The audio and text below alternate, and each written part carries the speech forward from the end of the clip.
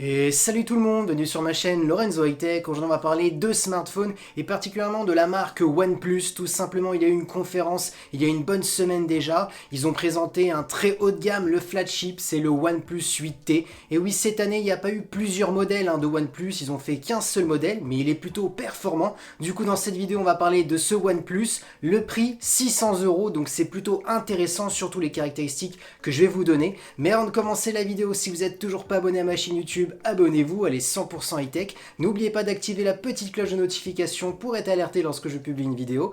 Ou sinon ma page Instagram Lorenzo High Tech, je donne souvent des informations, des rumeurs, des promotions quand j'en vois, tout ça dans mes stories. Et maintenant, c'est parti. Du coup, commençons par la face avant, le design, les caractéristiques. Et encore une fois, comme chaque année, on a le droit toujours des écrans bord à bord, borderless, c'est juste magnifique. Donc ça c'est vrai, c'est ce côté-là que j'aime bien chez OnePlus.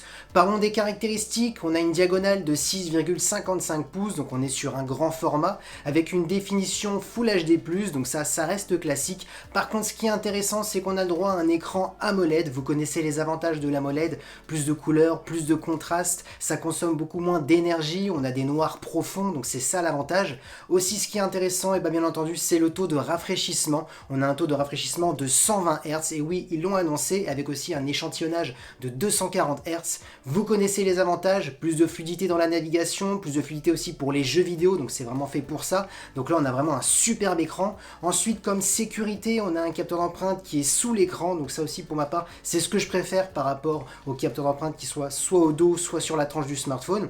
Concernant la petite caméra frontale, on est sur du 16 millions de pixels, moi je trouve qu'elle est bien ajustée, elle est bien mise en haut à gauche, plutôt discrète. Donc pour l'instant les premières caractéristiques pour cette face avant, c'est plutôt intéressant. Du coup, on a parlé de la face avant, parlons maintenant du dos du smartphone. Et concernant son design, il est plutôt joli, ils n'ont pas vraiment changé ou refait le design, mais bon, ça reste simple on va dire.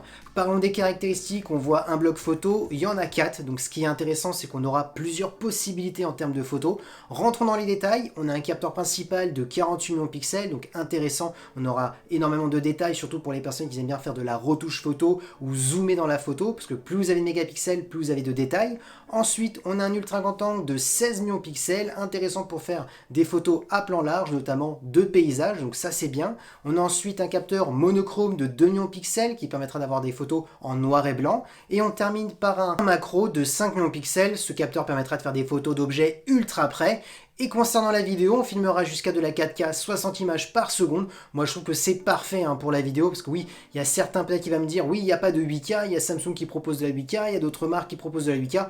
Pour ma part aujourd'hui, la 8K c'est un coût marketing, parce que tout le monde n'a pas la dernière télé 8K, il faut compter 3000 € chez Samsung et jusqu'à 15 000 € chez LG. Tout le monde n'a pas la dernière carte graphique pour faire des montages en 8K, donc on est sur des PC à plus de 2500, 3000 €. Donc pour ma part, la 8K c'est un coût marketing, le fait d'avoir de la 4K 60 images par seconde, il n'y a pas mieux, donc pour ma part c'est parfait. Du coup, n'oublions pas quand même qu'on est sur un smartphone à 600 €, c'est quand même un prix intéressant par rapport à toutes les caractéristiques que je viens de vous citer, que ce soit pour la face avant ou le dos du smartphone. Rentrons maintenant à l'intérieur du smartphone, c'est-à-dire les performances. Est-ce que c'est intéressant? Est-ce qu'on pourra tout faire tourner? Et j'ai envie de vous dire oui, tout simplement on aura le choix entre 8 ou 12 Go de RAM, même si pour l'instant c'est que le 8 Go de RAM qui est disponible en France pour 600 €, mais c'est toujours intéressant. On a du coup le Snapdragon 865 qui est le processeur actuellement le plus puissant de Qualcomm. On pourra faire tourner tous les derniers jeux vidéo, les applications les plus gourmandes, et surtout il y a déjà eu un test benchmark au niveau des performances sur Antutu.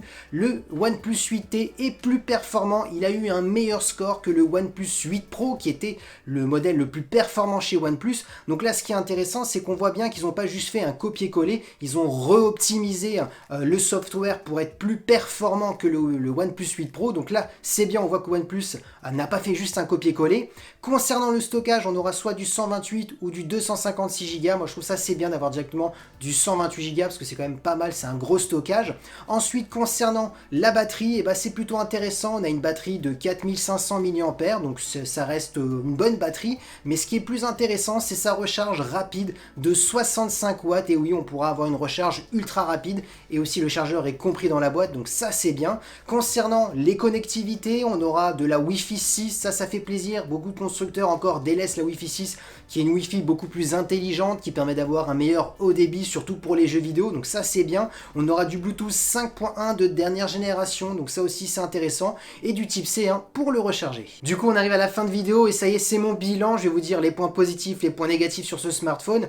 Alors les points négatifs, je vais le dire tout de suite, c'est juste qu'il n'y a pas la recharge sans fil, donc je sais même pas si c'est vraiment un point négatif. Personnellement, moi j'ai un smartphone qui a la recharge sans fil mais que je n'utilise pas, donc pour ma part c'est pas un point négatif. Pour des personnes qui aiment cette technologie, ça peut être un point négatif, mais sinon il est vraiment très intéressant ce smartphone, parce que moi ce que je vois c'est qu'on a le dernier processeur de Qualcomm, le 865, on a un superbe écran AMOLED avec un taux de rafraîchissement de 120 Hz et un échantillonnage de 240 Hz.